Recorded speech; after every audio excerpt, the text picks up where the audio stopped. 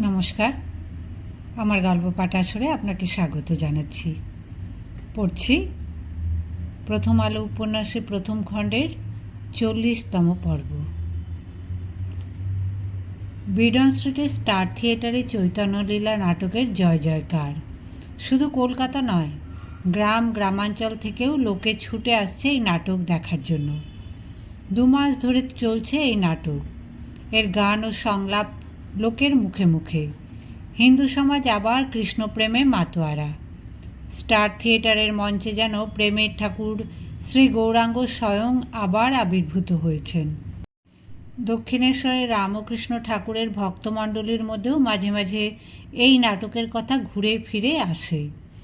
এই ভাবনমাদ কালীসাধক সব সময় যে ধর্মতত্ত্ব আলোচনা করেন তা তো নয়, ইয়ার্কি ঠাট্টা ও চটুল মস্করাও করেন প্রায়। এর সামনে সব রকম কথাই বলা যায়। ভক্তদের মুখে শুনে শুনে রামকৃষ্ণ ঠাকুরেরও ওই থিয়েটার দেখার স্বাদ হলো। এক ধর্মাত্মা কামিনী কাঞ্চন ত্যাগী সাধক যাবেন রঙ্গালয়ের কৃত্রিম হাসি কান্নার পালা দর্শন করতে। এক অদ্ভুত প্রস্তাব। সেখানে দর্শকদের মধ্যে কত রকম ভোগী, ভণ্ড, লুচ্চা, মাতাল থাকে। তার চেয়ে ভয়ঙ্কর কথা, নটিরা সব বেশ্যা, আর নটগুলির চরিত্র রক্ষার কোনো বালাই নেই। স্বয়ং নাট্যকার ও পরিচালক গিরিশ ঘোষ এক প্রখ্যাত মাতাল এবং প্রায় কোনো অভিনেত্রীর বাড়িতে রাত্রিরে পড়ে থাকেন এবং সেসব কথা প্রকাশ্যে জানাতেও লজ্জাবোধ করে না।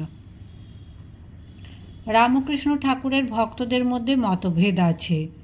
একদল এই বহু আলোচিত নাটকটি দেখার জন্য খুবই উৎসাহী, আর একদল বারাঙ্গনা সংসর্গে কলুষিত রঙ্গালয়গুলির ধারকাছেও মারান না। বেশ্যাদের প্রতি ঘৃণায় দেশের গণ্যমান্য অনেকেই এখনও থিয়েটার বর্জন করে রয়েছেন। নারীদের প্রতি অবিচার ও বঞ্চনায় যার মন সদা কাতর, সেই ঈশ্বরচন্দ্র বিদ্যাসাগরও বেশ্যাদের নটিবৃত্তি অবলম্বন করার ব্যাপারে সহানুভূতি দেখাতে পারেননি। তিনি সাধারণ রঙ্গমঞ্চগুলির সঙ্গে সংস্রব ত্যাগ করায় তার অনুগামীরাও কেউ আসে না। কেশব সেন ও শিবনাথ শাস্ত্রীর দল এইসব থিয়েটার দেখা অতি পাপ মনে করে। কিন্তু রামকৃষ্ণ ঠাকুর, যিনি শুকনো সন্ন্যাসী নন, যিনি রসে বসে থাকতে চান, তিনি এই বেশ্যা প্রসঙ্গ শুনে ঘৃণায় নাসিকা কুঞ্চন করলেন না। তিনি বললেন, আমি তাদের মা আনন্দময়ী দেখব। তারপর তিনি আরও বললেন, শোলার আতা দেখলে সত্যকার আতার উদ্দীপন হয়। একবার সেই ওরা গড়ের মাঠে বেলুন দেখতে আমায় নিয়ে গেছিল। তখন দেখি কি, একটি সাহেবের ছেলে একটা গাছে হেলান দিয়ে ত্রিভঙ্গ হয়ে দাঁড়িয়ে আছে। দেখাও যা, অমনি কৃষ্ণের উদ্দীপন হলো, অমনি সমাধিস্থ হয়ে গেলুম। মহেন্দ্র মুখুজ্জে নামে এক ভক্তের ঘোড়ার গাড়িতে রামকৃষ্ণ ঠাকুর থিয়েটার দেখতে যাবেন। সঙ্গে আরও কয়েকজন জুটেছে, কিন্তু নরেন্দ্র নেই তাদের মধ্যে। নরেন্দ্র যাবে না?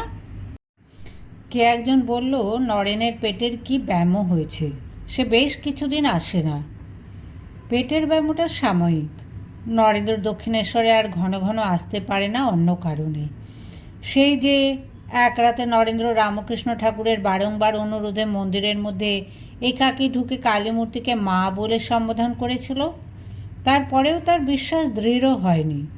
সেই রাত্রে পাথরের মূর্তিকে তার ক্ষণিকের জন্য জীবন্ত মনে হয়েছিল। চোখে লেগেছিল ঘোর, সর্বাঙ্গে ছিল শিহরণ। রামকৃষ্ণ ঠাকুর তাকে ছুঁয়ে দিলে কিংবা তার সংস্পর্শে থাকলে নরেন্দ্র এরকম ঘোরের মতন হয়, কিন্তু কিছু পরেই তো সে ঘোর কেটে যায়, আবার ফিরে আসে বাস্তব জ্ঞান। যে ভাববিহ্বলতা সাময়িক, তা তো কোনো উচ্চস্তরের উপলব্ধি হতে পারে না। সেই উচ্চস্তরে উঠতে না পারলে নিছক সাময়িক অলৌকিক অভিজ্ঞতায় নরেন্দ্রের আস্থা নেই। তাছাড়া এখনও এই প্রশ্নটা নরেন্দ্রর মনে ঘুরে ফিরে আসে, যে ধর্ম বা যে ঈশ্বর কোনো বিধবার দুঃখ দূর করতে পারে না, কিংবা কোনো অনাথ শিশুর মুখে অন্ন জোগাতে পারে না, সে ধর্ম বা সেই ঈশ্বরের প্রয়োজন কি? তবে একটা ব্যাপারে নরেন্দ্রর আস্থা যেন আর কখনো দুর্বল হবে না, তা হলো রামকৃষ্ণ ঠাকুরের প্রাণ ঢালা ভালোবাসা। নরেন্দ্রকে দেখার জন্য তার অহৈতুকী ব্যাকুলতা। তবু নরেন্দ্র দক্ষিণেশ্বরে আর নিয়মিত আসে না, কারণ তার সদ্য বিধবা জননী ও পিতৃহীন ছোট ছোট ভাই বোনগুলির গ্রাসাচ্ছাদনের চিন্তা সে মুছে ফেলবে কী করে। নরেন্দ্রর মধ্যে সব সময় রয়েছে এই দোলাচল।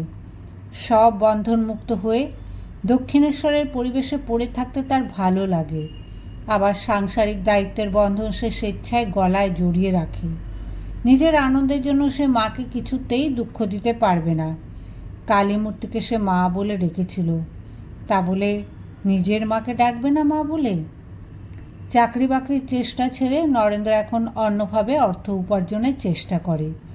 ইংরেজি থেকে বই অনুবাদ করতে শুরু করেছে সে। হাবার্ট স্পেন্সারের একটি বই অনুবাদ করতে করতে সে দু একটি বিষয়ের সমালোচনা করে স্পেন্সারকে চিঠি লিখেছিল। স্পেন্সার সাহেব তার যুক্তি মেনে নিয়ে একটা উত্তরও দিয়েছেন। এছাড়া সে আর এক বন্ধুর সহযোগে একটি গানের সংকলন বই প্রস্তুত করার ব্যাপারেও ব্যস্ত। কে যেন একজন বলল, নিজের মায়ের প্রতি নরেনের এত বেশি টান, তাই সে দক্ষিণেশ্বরের মাকে দর্শন করার জন্য আসার সময় পায় না। নরেন্দ্রর প্রতি কোনো কটাক্ষ রামকৃষ্ণ ঠাকুর সহ্য করতে পারে না। তিনি অমনি তেড়ে উঠে বলেন, মা বাপ কি কম জিনিস গা? তারা প্রসন্ন না হলে ধর্মটর্ম কিছুই হয় না। চৈতন্যদেব তো প্রেমে উন্মত্ত, তবু সন্ন্যাসের আগে কতদিন ধরে মাকে বোঝান, বললেন, মা আমি মাঝে মাঝে এসে তোমায় দেখা দিয়ে যাব। হঠাৎ তিনি মহেন্দ্র মাস্টারের দিকে ঘুরে তাকালেন। মাস্টার এখন পৈতৃক বাড়ি ছেড়ে নিজের স্ত্রী পুত্র নিয়ে আলাদা সংসার করেছেন।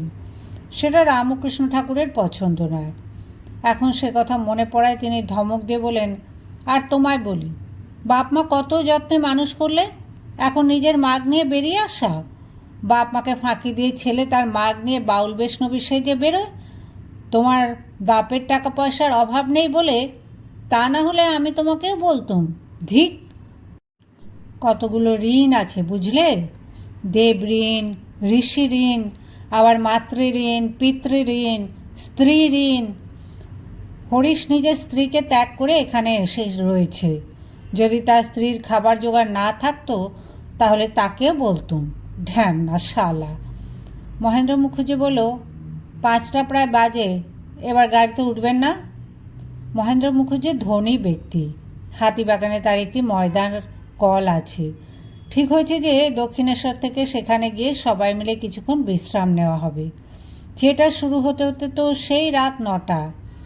গাড়ি চলতে শুরু করতেই রামকৃষ্ণ ঠাকুরের চোখ দুটি আবিষ্ট হয়ে এলো, মাথা একটু একটু দুলছে।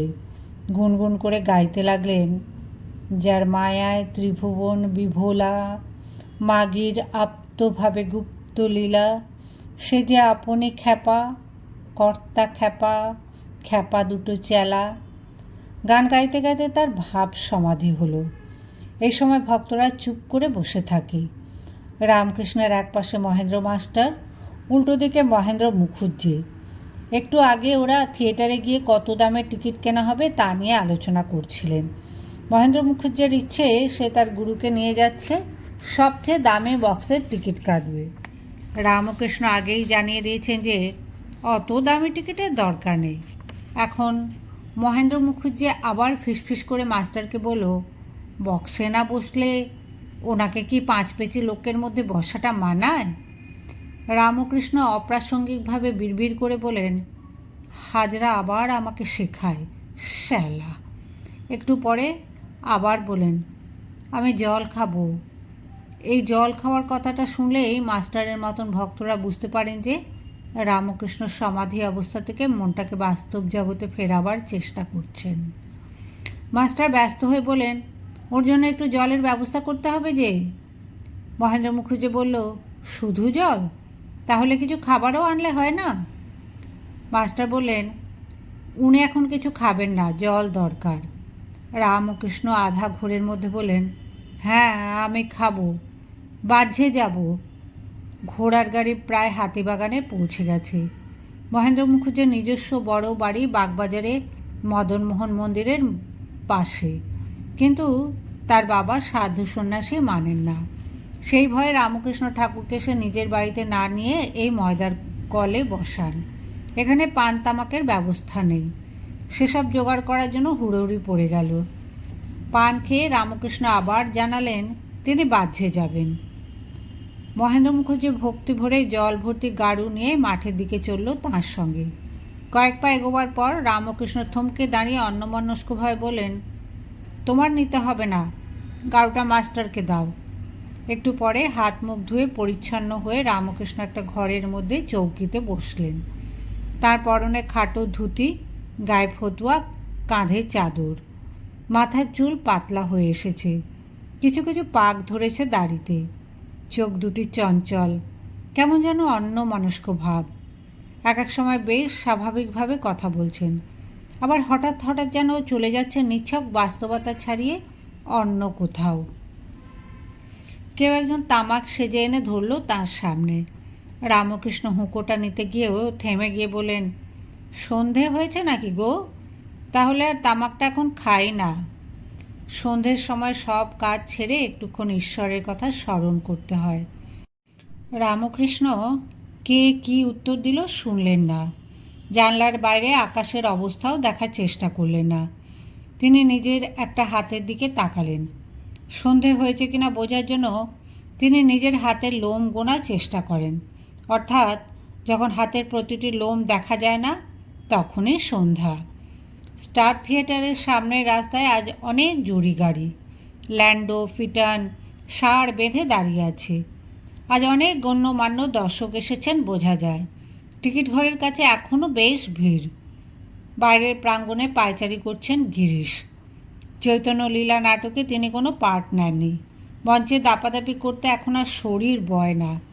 নাটক শুরু হবার আগে টিকিট ঘরের সামনের ভিড় দেখতে তার ভালো লাগে। হাউসফুল হলে বিশেষ তৃপ্তি হয়। বিশিষ্ট দর্শকদের তিনি ব্যক্তিগতভাবে অভ্যর্থনা জানান। আজ থিওসফি আন্দোলনের নেতা কর্নেল আলকট এসেছেন একটু আগে। এসেছেন সেন্ট জেভিয়ার্স কলেজের বিখ্যাত অধ্যাপক ফাদার লাফোঁ, স্বপার্ষদ সন্তোষের রাজা, ব্রাহ্মণ নেতা বিজয়কৃষ্ণ গোস্বামী। একটু আগে ডাক্তার মহেন্দ্রলাল সরকার ও শশীভূষণকে তিনি ভেতরে বসিয়ে দিয়ে এসেছেন। আর একটি ঘোড়ার গাড়ি এসে থামল। মাস্টার, মহেন্দ্র মুখুজ্জে, বাবুরাম ও অন্যান্য ভক্তরা আগে নেমে গিয়ে সসম্ভ্রমে রামকৃষ্ণ ঠাকুরকে নামতে সাহায্য করল। দূর থেকে গিরিশ রামকৃষ্ণকে চিনতে পারলেন, যদিও এর সঙ্গে তার আলাপ হয়নি। এর আগে দুবার রামকৃষ্ণকে দেখেও তেমন কিছু ভক্তি শ্রদ্ধা হয়নি গিরিশের। মহেন্দ্র মুখুজ্জে দ্রুত এগিয়ে এসে গিরিশকে জিজ্ঞেস করল, আমাদের পরম পূজনীয় রামকৃষ্ণ পরমহংসদেব এসেছেন, তার জন্য কি টিকিট কাটতে হবে? গিরিশ ভ্রু কুঞ্চিত করলেন। এত লোক ফ্রি পাস চেয়ে জ্বালাতন করে যে বাড়িতে পাড়ায় তিষ্ঠনও যায় না। থিয়েটারের জন্য কত পরিশ্রম, মঞ্চসজ্জার কত খরচ, নটনটিদের যে ক্ষুধা তৃষ্ণা আছে, অন্তরালের কর্মীদের যে গ্রাসাচ্ছাদনের ব্যবস্থা করতে হয়, তা এসব লোকেরা বোঝে না। একজন সাধক মানুষ থিয়েটার দেখতে এসেছেন, এটা অবশ্য গিরিশের পক্ষে শ্লাঘার বিষয়। এতদিন যারা নিন্দামন্দ করত তারা অনেকেই আসছে এখন। নদিয়া, শান্তিপুর থেকে বৈষ্ণব পণ্ডিতরাও ছুটে আসছে এই পালা দেখতে। একজন কালী সাধককেও তাহলে আসতে হলো। সাধু সন্ন্যাসীদের টাকা পয়সা থাকে না তা ঠিক, কিন্তু এদের সঙ্গে যে অনেক চালা চামুন্ডা থাকে। গৃহী ভক্তদের তো পয়সার অভাব নেই। গিরিশ গম্ভীরভাবে বলেন, ওনার টিকিট লাগবে না, কিন্তু বাকিদের টিকিট কাটতে হবে। রামকৃষ্ণ এর মধ্যে প্রাঙ্গণে ঢুকে পড়েছেন। গিরিশকে তিনি কি করে চিনলেন কে জানে। তার দিকে রামকৃষ্ণ দুহাত তুলে নমস্কার করলেন আগে। গিরিশ প্রতি নমস্কার জানালেন। রামকৃষ্ণ আবার নমস্কার করলেন তাকে। সুতরাং গিরিশকেও নমস্কার ফেরত দিতে হয়। এইভাবে চলতেই লাগলো। রামকৃষ্ণের একটা নমস্কার বেশি, কিন্তু শুরুর প্রথম ঘন্টা পড়ে গেছে, তাই গিরিশ শেষ নমস্কারটা মনে মনে জানিয়ে বলেন, চলুন ওপরে চলুন। দোতলা এসে একটি বাক্সে রামকৃষ্ণকে বসালেন গিরিশ। নিচের তলাটা দর্শকে একেবারে ঠাসা। ওপরের বিভিন্ন বক্সে বসেছে বড় মানুষেরা। এরা বাড়ি থেকে আলবোলা নিয়ে এসেছে।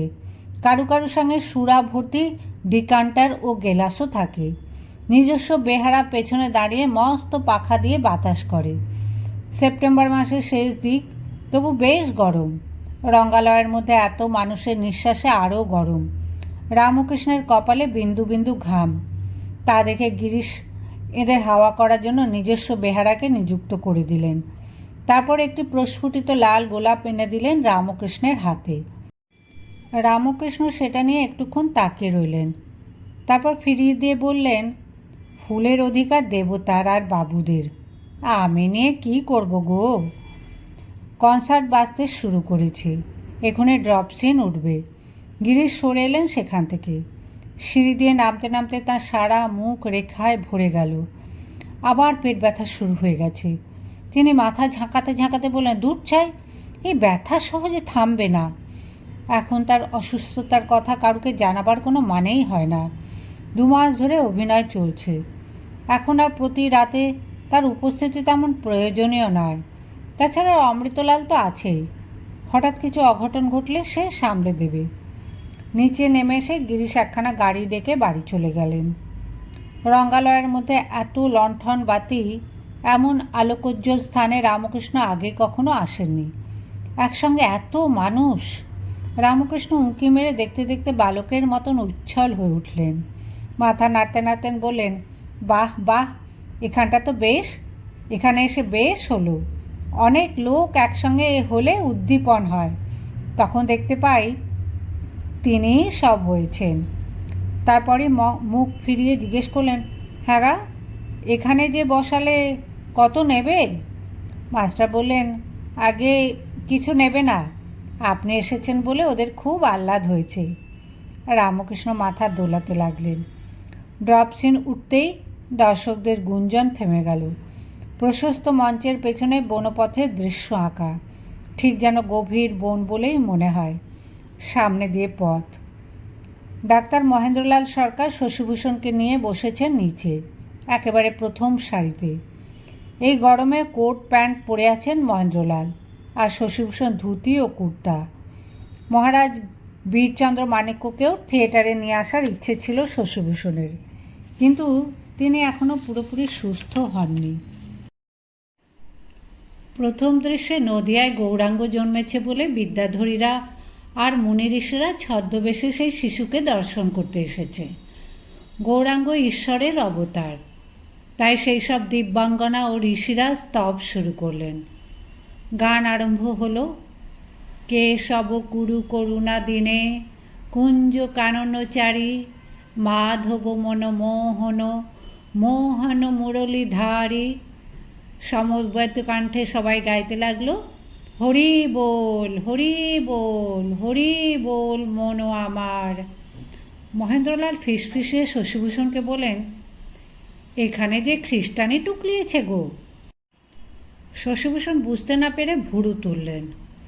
মহেন্দ্রলাল বলেন, বাইবেলে আছে কি না, যিশুর জন্মের সময় আকাশের একটি নতুন তারা দেখে 3 জন জ্ঞানী লোক ভগবানের বাচ্চা জন্মেছে মনে করে খুঁজতে খুঁজতে এলো। এও ঠিক তেমন ধারাটি নয়। নিমায় জন্মাবার সময় কেউ কি ঘুণাক্ষরেও জানতো সে ভবিষ্যতে এক কেউকেটা মহাপুরুষ হবে? অনেক দিন পর্যন্ত ওই শচীর বেটা তো ছিল একটা বয়াটে ছোঁড়া। গিরিশ এখানে কটা দাড়িওয়ালা ঋষিকে আমদানি করলো কোথা থেকে? মহেন্দ্রলাল আস্তে কথা বলতে জানে না, তার ফিসফিসানি আশেপাশের অনেকে শুনতে পাচ্ছে। কয়েকজন বিরক্ত হয়ে এদিকে ফিরে তাকালো। মহেন্দ্রলালের ভ্রুক্ষেপ নেই। যে দৃশ্য দেখে মহেন্দ্রলাল এইসব উক্তি করলেন, সে দৃশ্য দর্শনে রামকৃষ্ণ ঠাকুরের প্রতিক্রিয়া সম্পূর্ণ অন্যরকম। সাধারণ অভিনেতারা মুনি ঋষি সেজেছে, তাদের দেখেই তিনি ভক্তিভাবে বিভোর হয়ে গেলেন। গান শুনতে শুনতে তার চোখ বুজে আসছে, শরীর দুলছে। তিনি সরে যাচ্ছেন বাস্তবতা থেকে। হঠাৎ বাহ্যজ্ঞান হারিয়ে তিনি সমাধিস্থ হয়ে গেলেন। থিয়েটার দেখার তাঁর এত আগ্রহ, তবু তিনি সব দেখতে পাবেন না ভেবে এক অবার্চিন শিষ্য ঠেলা দিয়ে তাকে জাগিয়ে দিতে গেল। মাস্টার সঙ্গে সঙ্গে তার হাত চেপে ধরে নিষেধ করলেন, কোনো কারণে এই সাধকদের কখনো সমাধিভঙ্গ করাতে নেই। প্রথম বিনোদিনীকেই দেখা গেল কিশোর নিমাই বেশে। যারা অন্য অনেক নাটকে বিনোদিনীকে বহুবার দেখেছে, তারাও চিনতে পারল না। শুধু রূপসজ্জার কৌশলের জন্যই নয়, এ যেন অন্য বিনোদিনী, যে বিনোদিনীকে রঙ্গিনী নৃত্য গীত পটিয়ে সে হিসেবে সবাই জানে, সেই বিনোদিনীর পরিচয়টা মুছে ফেলার জন্য সে রীতিমতন সাধনা করেছে। সে এখন শ্রী চৈতন্যভাবে ভাবিতা। অভিনয়ের দিন ভোরবেলা গঙ্গা স্নান করে আসে, তারপর সারাদিন আর কারোর সঙ্গে দেখা করে না। একাগ্র চিত্তে শুধু শ্রী গৌরাঙ্গের ধ্যান করে। গিরিশচন্দ্রের কাছে জেদ করে সে পুরুষের ভূমিকা নিয়েছে। শুধু রূপের চটক দিয়ে নয়, অভিনয় কলাগুণে দর্শকদের মন জয় করতে হবে। বনবিহারিণীর সঙ্গে প্রতিযোগিতার কথাটাও বিনোদিনীর মনের এক কোণে বাসা বেঁধে আছে। এই নাটকে বনবিহারিণীও পুরুষ সেজেছে, সে নিত্যানন্দ, কিন্তু বিনোদিনীর পাশে সে এবার দাঁড়াতেই পারছে না। বিনোদিনীকে অবশ্য নাট্যকারই জিতিয়ে দিয়েছেন, প্রথম থেকেই সে ঈশ্বরের অবতার। অধিকাংশ দর্শকের মন তাতেই দ্রব্য হয়ে গেছে। খ্রিস্টান মিশনারি ও নব্য খ্রিস্টানদের হিন্দু ধর্মের প্রতি কুৎসা বিদ্রুপ, ব্রাহ্মদের খ্রিস্টান তোষণ, তরুণ শিক্ষিত সম্প্রদায় হিন্দু ধর্মকে কুসংস্কারাচ্ছন্ন মনে করে নাস্তিকতার আস্ফালন শুরু করায় সাধারণ হিন্দুরা অনেকখানি গুটিয়ে গিয়েছিল। প্রকাশ্যে নিজেদের হিন্দু বলে পরিচয় দিতে সংকোচ বোধ করত। আজ তারা মঞ্চের চোখ ধাঁধানো আলোয় দাপটের সঙ্গে হিন্দুত্বের জয় জয়কার দেখে যেন নববোয়ালে বলিয়ান হয়ে উঠল। মুহুর্মুহু জয়ধ্বনি। মঞ্চে যেন সত্যিই শ্রী গৌরাঙ্গকে প্রত্যক্ষ করছে সবাই। সাধারণ দর্শক ছাড়াও আরও অনেকে মুগ্ধ। কর্নেল আলকট তার পার্শ্ববর্তী ফাদার লাফোকে বললেন, অতি বিস্ময়কর, আমি এতখানি নিপুণ অভিনয় কৃতিত্ব আশা করিনি। আমি বিলাতে প্রখ্যাত অভিনেত্রী এলেন টেরির ডেসডিমোনা ও পোর্সিয়ার ভূমিকায় অভিনয় দেখেছি, সেই তুলনায় এই বাঙালি অভিনেত্রীটি কোনো অংশে কম নয়। ফাদার লোফো চুপ করে রইলেন, তার চক্ষু দুটি যেন বেশি উজ্জ্বল। তিনি বিজ্ঞানের শিক্ষক, হিন্দু অধ্যাত্মবাদ নিয়ে তার কোনো মাথা ব্যথা নেই, কিন্তু তিনি ভারত প্রেমিক। ভারতীয়দের কোনো রকম কৃতিত্ব দেখলেই তিনি আনন্দ বোধ করেন। থিয়েটার পরিচালনায় বাঙালিরা যে ইংরেজদের সঙ্গে পাল্লা দেবার মতন কৃতিত্ব অর্জন করেছে, এতেই তিনি গর্ববোধ করেছেন। রামকৃষ্ণ আবার বাস্তবে ফিরে এসেছেন, সাগ্রহে দৃশ্যের পর দৃশ্য দেখছেন। এখন নবদ্বীপের গঙ্গার ঘাটে নিমাইয়ের সেই পূজার নৈবেদ্য কেড়ে খাওয়ার দৃশ্য। বহু নারী পুরুষ ভক্তি ভরে পূজা দিতে বসেছে। দুরন্ত কিশোর নিমাই ঠাকুর দেবতা মানে না, তার খিদে পেয়েছে। সে নৈবেদ্য তছনছ করে নাড়ু বাতাসা তুলে তুলে খাচ্ছে। ক্রুদ্ধ ব্রাহ্মণরা সাপ মন্নি করছে তাকে। এক ব্রাহ্মণ বলল, ওরে বেল্লিক, সর্বনাশ হবে তোর। নিমাই ওসব গ্রাহ্য করে না, তার পেট ভরে গেছে, সে এখন চলে যাচ্ছে। কিন্তু নিমাই চলে গেলে যে সব কিছুই বিরস হয়ে যায়। সেই যে সব দৃশ্যে নায়ক। গঙ্গার ঘাটে স্ত্রীলোকেরা এত দুষ্টামি সত্ত্বেও নিমাইকে ভালোবাসে। তারা ব্যাকুলভাবে বলতে লাগলো, নিমাই ফিরে আয়, নিমাই ফিরে আয়। তবু নিমাই ফিরছে না, সে বুড়ো আঙুল তুলে কলা দেখাচ্ছে। একটি রমণী জানত নিমাইকে ফেরাবার মহামন্ত্র। সে চেঁচিয়ে বলে উঠল, হরি বল, হরি বল। অমনি নিমাই ফিরে দাঁড়ালো। সে দুহাত তুলে গাইতে লাগলো, হরি বল, হরি বল। সঙ্গীত পরিচালক বেনি মাধব অধিকারী উইংসের পাশে দাঁড়িয়ে ঢেলা ঢেলা চোখ করে সব দেখছেন। এই সময় তার নির্দেশে বাজনাদাররা মৃদঙ্গ, খোল, করতালের বাজনা শুরু করে দিল। এই দৃশ্যে বিনোদিনী নাচবে, কিন্তু এ নাচ একেবারে অন্যরকম। অন্য নাটকের রঙ্গিলা নাচের সঙ্গে কোনো সম্পর্কই নেই। বিনোদিনীর শরীরের রমণীত্বও যেন একেবারে মুছে গেছে। রামকৃষ্ণর চক্ষু ছলছল করছে। তিনি বারবার বলতে লাগলেন, আহা আহা। মাস্টারও আহা আহা করতে লাগলেন। অন্য একজন ভক্ত বেশ জোরে জোরে কেঁদে উঠল। পাশের বক্স থেকে এক মদ্যপায়ী বাবু হেঁকে বলল, সাইলেন্স, গান শুনতে দাও। ওহ, বড্ড মজিয়েছে। রামকৃষ্ণের চোখে আবার ঘোর লেগেছে। তিনি হঠাৎ উঠে দাঁড়াতে গিয়েও বসে পড়লেন, নিজেকে সংযত করার চেষ্টা করছেন। তারপর সঙ্গীদের দিকে তাকিয়ে বললেন, দেখো, যদি আমার ভাব কি সমাধি হয়, তোমরা গোলমাল করো না। ঐহিকেরা ঢং মনে করবে। নিচের তলায় মহেন্দ্রলাল ওষ্ঠ উল্টে শশীভূষণকে বলেন, এ আবার কি মরা কান্না শুরু হলো? দিব্যি জমেছিল, হরিবোল হরিবোল, এর মধ্যে হরি এলো কোত্থেকে? রাতের বেলা যারা মরা নিয়ে যায় তারা হরিবল বলে আশা চেঁচায়, আমার ঘুম ভেঙে যায়। এদের হরিনামের ভগবানটা কি কানে কালা? শশীভূষণ নাট্যরসে নিমজ্জিত হয়ে এই গান ও নাচ বেশ উপভোগী করছিলেন। মহেন্দ্রলালের কথা শুনে হাসতে লাগলেন।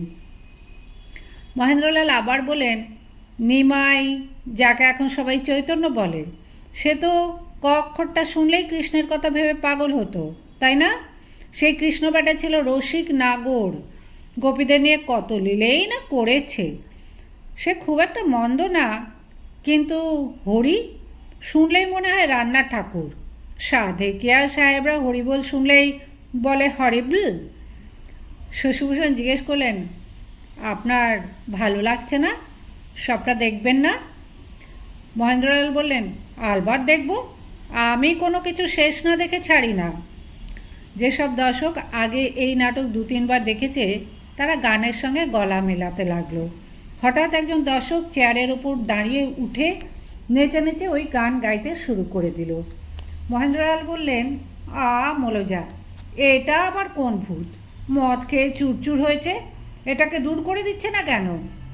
পেছন থেকে একজন দর্শক বলল, ছি ছি, কী বলছেন মশাই? উনি পূজ্যপাদ বিজয়কৃষ্ণ গোস্বামী। মহেন্দ্রলাল বলেন, পূজ্যপাদ হোক বা আরও বড় কোনো বাদকর্ম হোক, লোকটা কে? সেই দর্শকটি বলল, আপনি ওর নাম শোনেননি? উনি ব্রাহ্মদের একজন প্রসিদ্ধ নেতা। মহেন্দ্রলাল বলেন, ব্রহ্মজ্ঞানী? তারা তো নিরাকার নিয়ে লাফালাফি করে, এখানে হরি হরি বলে ভেউ ভেউ করে কেঁদে ভাসাচ্ছে কেন? অন্য একজন দর্শক বলল, বুঝলেন না দাদা, ঘরের ছেলে ঘরে ফিরছে। হিন্দু ধর্ম ছেড়ে যারা চলে গিয়েছিল সবাইকে আবার ফিরতে হবে।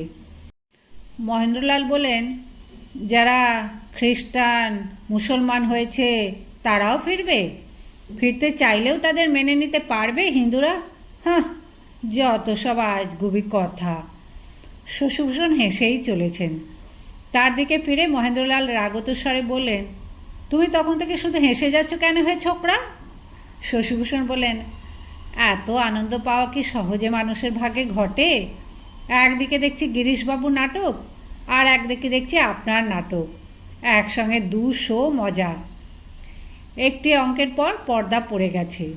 চানাচুর ও কুলপি মালাইয়ের ফেরিওয়ালারা হল্লা শুরু করেছে ভেতরে। থিয়েটারের একজন কর্মী মহেন্দ্রলালের পাশে এসে বেশ উত্তেজিত কিন্তু বিনীতভাবে বলল, ডাক্তারবাবু, একটু গ্রিন রুমে আসবেন, খুব জরুরি ব্যাপার। মহেন্দ্রলাল উঠে পড়লেন। গ্রিন রুমের দিকে এগোতে এগোতে লোকটি ঊর্ধ্বশ্বাসে বলতে লাগলেন, বিনোদ অজ্ঞান হয়ে গেছে। ডাক্তারবাবু, আপনি যে কোনো উপায় তাকে চাঙ্গা করে তুলুন, নইলে প্লে বন্ধ হয়ে যাবে। মহেন্দ্রলাল বলেন, মুশকিল করলে? আমি কি ওষুধের বাক্স সঙ্গে এনেছি? রাতের 11টার সময় কোনো দোকানও তো খোলা থাকবে না। চলো গে দেখি। মঞ্চের পেছন দিকে এক জায়গায় সমস্ত অভিনেতা ও নৈপথ্য শিল্পীদের ভিড় জমে গেছে। সকলেরই মুখে দারুণ উদ্বেগের চিহ্ন। নাটক যেরকম তুঙ্গে উঠে আসে, এই অবস্থায় অভিনয় বন্ধ করে দিতে গিয়ে হলে দর্শকদের ক্ষেপে ওঠা স্বাভাবিক। আগের দৃশ্যে গান ও নাচের পর টলতে টলতে উইংসের এপাশে এসেই বিনোদিনী দড়াম করে অজ্ঞান হয়ে গেছে। সম্পূর্ণ নাটকটি তাকে প্রায় একাই টেনে নিয়ে যেতে হয়, তার পরিশ্রম কম নয়। এই সংকটে গিরিশবাবুও আবার উপস্থিত নেই। ভিড় ঠেলে সামনে গিয়ে মহেন্দ্রলাল দেখলেন এক দীর্ঘদেহী আলখাল্লা পরা পাদ্রী বিনোদিনীর মাথা কোলে নিয়ে বসে আছেন। ইনি ফাদার লাফো। মহেন্দ্রলালের সঙ্গে তার পরিচয় আছে। মহেন্দ্রলালের দিকে চোখ তুলে তিনি একটা ইঙ্গিত করলেন। বিনোদিনীর মাথার চুল খুলে গেছে, গুচ্ছ গুচ্ছ কোঁকড়া চুল। এখন আর তাকে পুরুষ বলে মনে হয় না। চক্ষু দুটি নিমিলিত, ওষ্ঠ অল্প অল্প কাঁপছে। ফাদার লাফো লম্বা লম্বা আঙুল দিয়ে বিনোদিনীর মাথা ম্যাসাজ করে দিচ্ছেন। একজনকে বলেন 1 গ্লাস জল আনতে। মহেন্দ্রলাল বুঝলেন আর বিশেষ কিছু করার দরকার নেই। বিনোদিনী অতিরিক্ত আবেগ সামলাতে পারেনি, একটু পরেই ধাতস্থ হয়ে যাবে। ফাদার লাম্ফো ঠিকই বুঝেছেন। বিনোদিনী ফিসফিস করে বলতে লাগলো, হা কৃষ্ণ, হা কৃষ্ণ। এই দৃশ্যটিতে মহেন্দ্রলাল বেশ কৌতুক বোধ করলেন। এক রূপসী বারবনিতা শুয়ে আছে পা ছড়িয়ে, তার মুখখানা এমনই তীব্রতায় ক্লিষ্ট যেন সে সত্যিই কৃষ্ণ উন্মাদিনী রাধা কিংবা স্বয়ং শ্রী গৌরাঙ্গ। তার মাথা কোলে নিয়ে বসে আছে এক খ্রিস্টান সাধু। কৃষ্ণনাম বলতে বলতে চোখ মেলে বিনোদিনী প্রথমে দেখতে পাবে এক শ্বেতাঙ্গ দাড়িওয়ালা পুরুষকে। তিনি ফিরে গিয়ে নিজের আসনে বসলেন। শশীভূষণ ব্যগ্রভাবে জিজ্ঞেস করল, কি হলো, কি হয়েছে ভেতরে? মহেন্দ্রলাল বললেন, নটনটিরা স্টেজের ওপর রাজা রানী, স্বর্গে দেব দেবী সাজে, কিন্তু মুখস্থ কথা বলতে বলতে তারা যদি নিজেদেরও রাজা রানী দেবদেবী ভাবতে শুরু করে তাহলেই তো চিত্তির। ওরা যে আসলে ভজা গজা টেপি খাঁদি তা ভুলে গেলে সেখানেও বুলি ঠিকঠাক বলবে কি করে? এখানে সবই তো নকল। রামকৃষ্ণ ঠাকুরের এর মধ্যে 2-3 বার ভাব সমাধি হয়ে গেছে। মাঝে মাঝে চোখ খুলে দেখছেন, আবার একবার বুঝে যাচ্ছে চক্ষু। বিশেষত গানগুলি শুনলেই রোমাঞ্চ হচ্ছে তাঁর সর্বাঙ্গে। তিনি সঙ্গীত প্রিয়, উচ্চভাবের গান শুনলে তার আবেশ আসে। আবার শুরু হয়েছে অভিনয়। নিমাইয়ের গৃহত্যাগ আসন্ন, তার এখন পাগল পাগল দশা। কৃষ্ণনাম শুনলেই তার চোখ দিয়ে অশ্রু ঝরে। সচিমাতাও পুত্রের এই দশা দেখে কান্নাকাটি করছেন। শ্রীবাস এসেছেন বাড়িতে, তাকে দেখে নিমাই ছুটে গিয়ে গান গেয়ে উঠল, কই প্রভু, কই কৃষ্ণ ভক্তি হলো, অধম জনম বৃথা কেটে গেল, বলো প্রভু কৃষ্ণ, কৃষ্ণ কোথা পাব? এই গান শুনে রামকৃষ্ণ ঠাকুর আরও আন্দোলিত হয়ে উঠলেন। মাস্টারের দিকে ফিরে বলতে গেলেন কিছু, কিন্তু শব্দ বেরুচ্ছে না। আবেগে তাঁর স্বর বুঝে যাচ্ছে, চক্ষু দিয়ে অনবরত গড়াচ্ছে অশ্রু। উনি মোছার চেষ্টাও করছেন না, গণ্ডদেশ নয়ন জলে ভাসছে। এবারে তার সমাধি হলো না বটে, কিন্তু এরপর নিতাইয়ের সঙ্গে মিলন দৃশ্যে যখন গৌরাঙ্গ সম্পূর্ণ ঈশ্বর আবিষ্ট হয়ে ঘোরের মধ্যে কথা বলছে, শ্রীবাস সরভুজ দর্শন করে স্তব করছে, তখন রামকৃষ্ণ ঠাকুরও মানস নেত্রে ভগবানের মূর্তি দেখতে পেলেন। নিতাই গান গেয়ে উঠল, কই কৃষ্ণ এলো কুঞ্জে প্রাণ সই, দে রে কৃষ্ণ দে, কৃষ্ণ এনে দে, রাধা জানে কি গো কৃষ্ণ বই। রামকৃষ্ণ ঠাকুর আর বাস্তবে থাকতে পারলেন না, চক্ষু মুদে আবার চলে গেলেন ভাবজগতে। অন্যান্য নাটকে অভিনয়ের তুঙ্গ মুহূর্তে দর্শকরা চটাপট চটাপট শব্দে হাততালি দেয়, থিয়েটারের ভাষায় যাকে বলে ক্ল্যাপ। কোনো অভিনেতা বা অভিনেত্রী এক রাত্রির অভিনয় কতবার ক্ল্যাপ পেল তা দিয়ে তার জনপ্রিয়তার যাচাই হয়। কিন্তু এই নাটকে দর্শকরা যেন ক্ল্যাপ দিতে ভুলে গেল।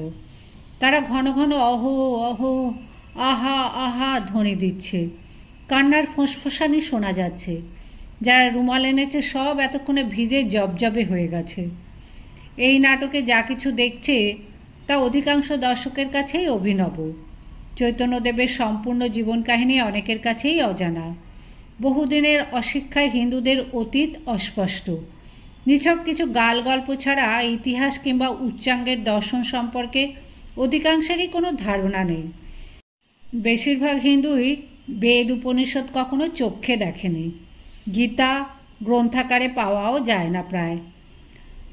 গিরিশ ঘোষের ভক্তিরসের নাটকগুলি যেন তাদের অতীত গৌরবের এক একটা অধ্যায় তুলে ধরছে, যেন একটা আবিষ্কারের আনন্দে সকলে বিহ্বল। মহেন্দ্রলাল শশীভূষণকে জিজ্ঞেস করলেন, হ্যাঁ গো, এই কেষ্ট নামের লোকটার দেখা পাওয়ার জন্য এই নাটকে সবাই এমন হেদিয়ে মরছে কেন? ওই নাম শুনে এত হাপুস হাপুস কান্নার কি আছে? শশীভূষণ খুক খুক করে হেসে বললেন, কেষ্ট নামের লোকটা, সবাই যে তাকে ভগবান বলে যা মানে। মহেন্দ্রলাল বললেন, ঠিক আছে, ধরা গেল সে একখানা বেশ জাহাবাজ ধরনের ভগবান। 16,000 গোপিনীর সঙ্গে লীলা খেলা করলেও সে ভগবান, বেশ, কিন্তু তার দেখা পাবার জন্য এমন আকুলি বিকুলি কেন? দেখা পেলে কি এমন হাতি ঘোড়া হবে? কেষ্ট দেখা পেলে ওই লোকগুলোর পাগলামির অসুখ সেরে যাবে, মার ছেলেপুলের খাওয়া পড়ার সমস্যা ঘুচবে। শশীভূষণ বললেন, আপনার এ তো সংসারী লোকের মতো কথা, এখানে তো বৈরাগ্য আর ঈশ্বর সান্নিধ্যের ব্যাকুলতার ছবি আঁকছেন গিরিশবাবু। মহেন্দ্রলাল ঘাড় ঘুরিয়ে দর্শকদের দিকে একবার দেখে নিয়ে বললেন, বৈরাগ্য না কচু, এই যে লোকগুলো দেখছো, এরা একটা ভিখিরিকে একটাও পয়সা না দিয়ে যা যা ব্যাটা বলে খ্যাঁকাবে, বাড়িতে ঝি চাকরদের কুকুর বেড়ালের মতো লাথি ঝাঁটা মারবে, প্রতিবেশীর সঙ্গে এক ছটাক জমির জন্য লাঠালাঠি করবে, আর এখানে বৈরাগ্যের কথা শুনে কেঁদে ভাসিয়ে সব ধুলো কাদা করে দিলে গা। ভণ্ডামি আর কাকে বলে? শশীভূষণ জিজ্ঞেস করলেন, আপনার কি এই নাটক একটুও ভালো লাগছে না? মহেন্দ্রলাল নাক চুল করতে লাগলেন। তারপর খানিকটা লাজুকভাবে বলেন, গানগুলি বড় খাসা, বিনোদিনী মেয়েটা মঞ্চ মাতিয়ে রেখেছে, তা স্বীকার করতেই হবে। এটা হচ্ছে আর্ট। জানো শশী, আমি ঠাকুর দেবতা গ্রাহ্য করি না, ধর্মের নাকামি শুনলে আমার গা গুলোয়। তবু কি জানো, যদি ভালো গান শুনে, তার মধ্যে ঠাকুর দেবতার কথা থাক বা নাই থাক, আমার বুক মুচড়োয়। গিরিশ বড্ড জমিয়েছে গো। নাটক শেষ হবার পর রঙ্গালয়ে তুমুল শোরগোল পড়ে গেল। দর্শকরা কেউ আর বেরুতেই চায় না। হরিমন মজায় লুকালে কোথায়, আমি ভবে একা দাও হে দেখা, প্রাণসখা রাখো পায়, এই গানের সঙ্গে সঙ্গে ব্যাকুল উন্মাদিনীর মতন বিনোদিনীর নৃত্য যেন একটা ঝড় তুলে দিয়েছে। তার রেশ পর্দা পড়ার পরেও মিলে যায়নি। সবাই বিনোদিনীকে আবার দেখতে চায়। বিনোদিনীর জন্য দুবার ড্রপ সিন তোলা হয়েছে। সে মঞ্চের সামনে এসে দাঁড়িয়েছে, তবু দর্শকদের তৃপ্তি নেই। তারা চিৎকার করতে লাগলো, এনকোর এনকোর। বিনোদিনী খুবই পরিশ্রান্ত, তার পক্ষে আর দাঁড়ানো সম্ভব নয়। সবাই মিলে যাতে মঞ্চ পশ্চাতে হুড়মুড় করে ঢুকে না পড়ে, সেই জন্য পাহারাদাররা সিঁড়ির কাছে বেষ্টনী করে আছে। কিন্তু কিছু কিছু বিশিষ্ট লোককে যেতে দিতেই হয়। রাজা মহারাজ কিংবা শহরের বড় বড় ধনী ব্যক্তিদের খাতির না করলে থিয়েটার চালানো যায় না, এবং এইসব ব্যক্তিরাও থিয়েটার দেখে চুপচাপ চলে যাওয়ার পাত্র নন। নিজেদের উপস্থিতি জাহির করবেন অবশ্যই। সবচেয়ে আশ্চর্যের কথা, কয়েকজন মহামহোপাধ্যায়, নবদ্বীপের ন্যাড়া মাথা, কপালে ফোঁটা কাটা গায়ে নামাবলী জড়ানো টিকিধারী বৈষ্ণব নেতারাও বিনোদিনীকে আশীর্বাদ জানাবার জন্য ব্যাকুল। তাঁদেরও পথ ছাড়তে হবে। দোতলার অন্যান্য বক্স খালি হয়ে গেলেও রামকৃষ্ণ ঠাকুর স্তব্ধ হয়ে বসে আছেন। তার ঘোর কাটছে না। ভক্তরা ডাকতে সাহস পাচ্ছে না তাকে। তারা ফিসফিস করে কথা বলছে পরস্পরের সঙ্গে। রামকৃষ্ণ ঠাকুরের দু চোখের কোণে চিকচিক করছে অশ্রুবিন্দু। একটু পরে তিনি অস্ফুট স্বরে বলেন, গৌর হরি, গৌর হরি। একজন ভক্ত বলল, এবার যে বাড়ি যেতে হয়। রামকৃষ্ণ বললেন, শ্রী গৌরাঙ্গ, আমি শ্রী গৌরাঙ্গের কাছে যাব। উঠে দাঁড়িয়ে তিনি আবার বলেন, ওগো, আমাকে গৌরাঙ্গের কাছে নিয়ে চলো। দোতলার সিঁড়ি দিয়ে সবাই নামছে। রামকৃষ্ণ এখনও যেন প্রত্যক্ষ জগতে পুরোপুরি ফেরেননি। তার মুখে গভীর তন্ময়তা, তার শরীর ঈষৎ দুলছে। নিচে এসে তিনি হনহন করে এগিয়ে যেতে লাগলেন মঞ্চের দিকে। বেশ জোরে জোরে বলতে লাগলেন, গৌর হরি, গৌর হরি। ভক্তরা তাকে পথ দেখিয়ে নিয়ে গেল পেছন দিকে। পাহারাদাররা তাকে না চিনেও সসম্ভ্রমে পথ ছেড়ে দিল। অন্যান্য অভিনেতা অভিনেত্রীরা বিনোদিনীকে ঘিরে থাকলেও অমৃতলাল বসু বসে আছেন একটু দূরে। এই নাটকে তার দুটি ছোট ছোট ভূমিকা। যবনিকা পতনের পরই তিনি মদের বোতল খুলে ফেলেছেন।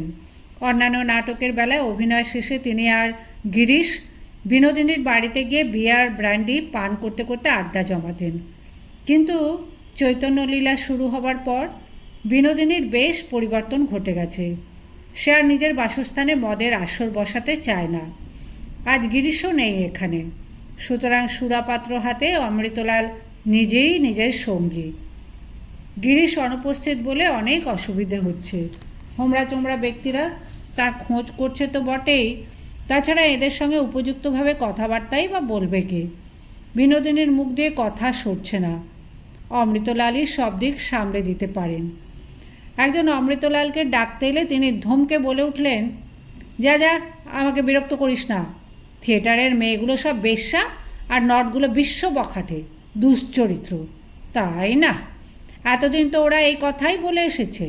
এখন বুঝুক শালারা, দেখুক এই বেশ্যা আর বখাটেরাই কীভাবে মানুষকে মাতাতে পারে। আমরা আজ এত লোককে কাঁদিয়ে ছেড়েছি, একদিন দেখবি জেলায় জেলায় ঘুরে ঘুরে আমরা এই চৈতন্য লীলা পালা করব, সারা দেশকে কাঁদাবো। কাঁদতে কাঁদতে দেশের মানুষ জাগবে, নিজেদের চিনবে। লোকটি বলল, দক্ষিণেশ্বরের কালী সাধক রামকৃষ্ণ ঠাকুর এসেছেন, তাঁকে একবার দর্শন করতে যাবেন না? অমৃতলাল বললেন, আমার কিসের দায় রে বেটা? আমি কোনো ঠাকুর বাঁকুড়ের ভক্ত নই।